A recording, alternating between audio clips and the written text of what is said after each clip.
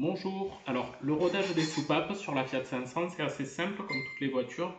Il faut beaucoup de patience, de la pâte à rôder, des ventouses, pâte à rôder fine et gros grain fin et grain gros. Donc on commence par le grain gros. Alors là j'étais en train de rôder, donc le mouvement c'est celui-ci. Quelques quarts de tour, on décale, on reprend, quelques quarts de tour, on décale, on reprend. Ce que je fais c'est que généralement je fais au chaud dans la maison avec les bruits de bébé, c'est plus rigolo. Et en plus de ça, je me mets un chronomètre de 10 minutes à peu près par soupape minimum gros grain, 10 minutes grain fin.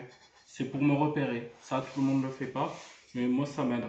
Donc on sort la soupape plusieurs fois pendant le rodage grain gros, je fais au moins 4 ou 5 fois. Donc quand on a bien rodé, la pâte à rôder devient toute sombre parce qu'elle s'est chargée de métal. Donc je nettoie avec un sopalin propre. Je fais très attention de ne pas mettre sur la queue de soupape, que je nettoie à chaque fois. C'est plus rigolo avec les enfants. Je mets un peu de pâte à rôder. Alors, il y en a qui la mettent sur le siège de soupape. Moi, je le mets sur la soupape, comme ceci. J'essaie d'en mettre une couche à peu près uniforme. Voilà. Hop. Je nettoie aussi le siège, en faisant bien attention de ne pas faire tomber la pâte à rôder ni dans le puits de bougie, ni dans le guide de soupape, ça serait dramatique.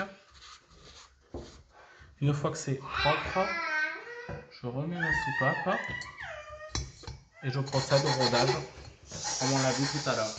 Donc pour répéter l'opération sur les 4 soupapes, il faut compter à peu près 1h30 pour une culasse bicylindre comme celle-ci. Merci. Petite astuce à la fin pour savoir si on a bien rodé.